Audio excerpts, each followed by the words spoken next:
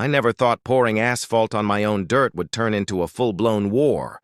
But that's exactly what happened the day I finished building the road. See, my property sits just beyond a suburban HOA neighborhood, 10 quiet acres my family's owned for decades.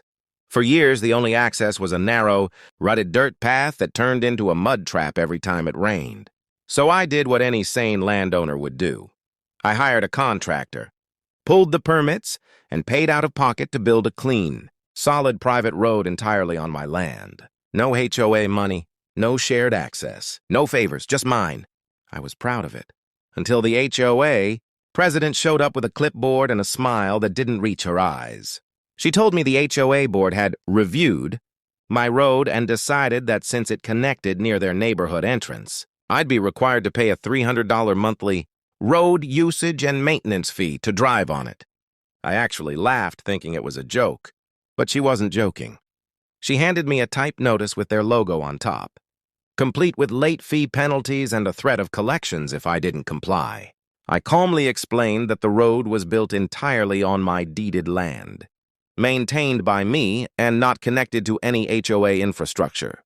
She responded with the most HOA sentence ever: "Our legal team disagrees." Over the next few weeks, things escalated fast. I started getting letters, certified mail, bold red fonts, "Final notice" stamped across the envelope.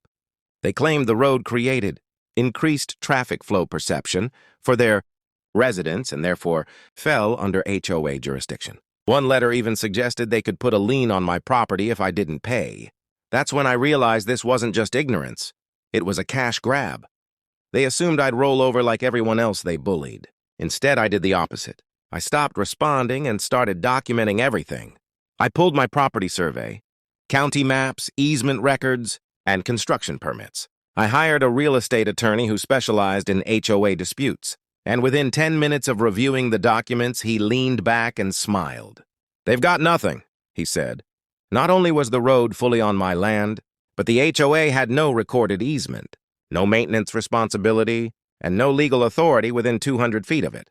Better yet, their letters contained multiple false claims, statements that could be considered harassment and attempted fraud. That's when we stopped playing defense. Instead of replying with excuses, my lawyer sent a single devastating response. It included copies of the survey, highlighted statutes, and a formal cease and desist notice. It also demanded that the HOA retract their fee notices, stop contacting me, and confirm in writing that they acknowledged the road as private property. Then came the real bombshell, a notice of intent to countersue for harassment, slander of title, and unlawful attempt to collect fees. Suddenly, the power dynamic shifted.